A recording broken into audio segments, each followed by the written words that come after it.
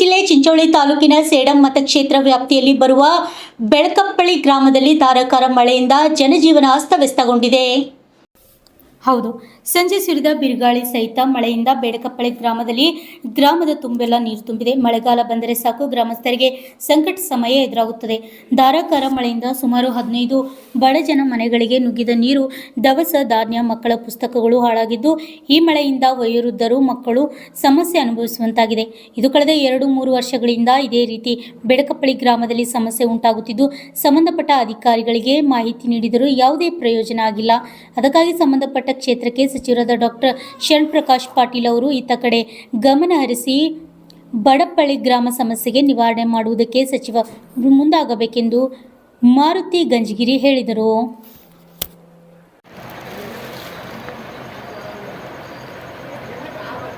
ನಮ್ಮ ಅತ್ತೆ ಮನೆ ಫುಲ್ ಮಳೆಗೆ ನೀರು ಮನೆ ಹೋಗ್ಯಾವ, ಎಲ್ಲ ಸಾಮಾನೆಲ್ಲ ತೊಯ್ದು ಬಿಟ್ಟವ,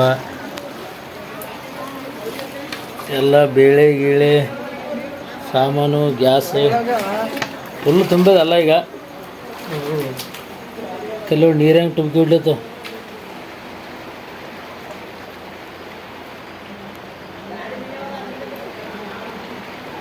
ಭಾಳ ಕಷ್ಟ ಅದಪ್ಪ. ಯಾಕೋ ಪೂರ ಗ್ಯಾಸ್ ಅರ್ಧಕ್ಕಾಗಿತ್ತು.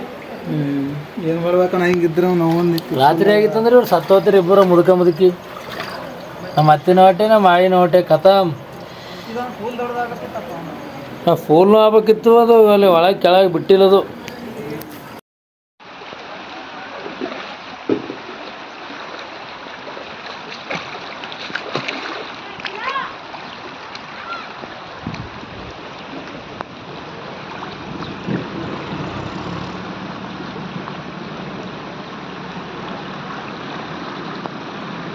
ಬಂದಂಥ ಭಾರಿ ಮಳೆಯಿಂದಾಗಿ ಚಿಂಚೋಳಿ ತಾಲೂಕಿನ ಸೇಡಂ ಮತಕ್ಷೇತ್ರಕ್ಕೆ ಒಳಪಡ್ತಕ್ಕಂತಹ ಬೆಳಕಪ್ಪಳ್ಳಿ ಊರಾಗ ಬಹಳಷ್ಟು ನೀರು ಬಂದು ಮನೆಗಳಿಗೆ ನುಗ್ಗ್ಯಾವ. ಹೊಸ ಬಡಾವಣೆಯಲ್ಲಿ ಸುಮಾರು 15-20 ಮನೆಗಳಿಗೆ ಪ್ರತಿ ವರ್ಷವೂ ಕೂಡ ಆ ಮಳೆ ನೀರು ನುಗ್ಗಿ ಆ ಬಡವರಿಟ್ಟಂತಹ ದವಸ ಧಾನ್ಯಗಳು ನೀರಿನಲ್ಲಿ ನೆಂದು ಅವು ಲಾಸ್ ಆಗ್ಲತ್ತವ. ಅಷ್ಟೇ ಅಲ್ಲ, ಎಷ್ಟೋ ವಿದ್ಯಾರ್ಥಿಗಳ ಪಠ್ಯ ಪುಸ್ತಕಗಳು ಸಹಿತ ನೀರಿನಲ್ಲಿ ನೆಂದು ಹೋಗ್ಲತ್ತವ. ಇದರಿಂದ ವಯೋವೃದ್ಧರಿಗೆ, ಇದರಿಂದ ಗರ್ಭಿಣಿಯರಿಗೆ ಬಹಳಷ್ಟು ಸಮಸ್ಯೆ ಆಗ್ಲತ್ತದ. ಇದಕ್ಕೆ ಸಂಬಂಧಪಟ್ಟಂಗ ಕಳೆದ 2-3 ವರ್ಷಗಳಿಂದ ಏನು ಗ್ರಾಮ ಪಂಚಾಯಿತಿಗಳಿಗೆ, ತಾಲೂಕ್ ಪಂಚಾಯತಿಗ, ಜಿಲ್ಲಾ ಪಂಚಾಯತಿಗಳಿಗೆ ನಾವು ಮನವಿ ಕೊಟ್ಟರು ಕೂಡ ಯಾವುದೇ ಕ್ರಮ ಕೈಗೊಂಡಿಲ್ಲ.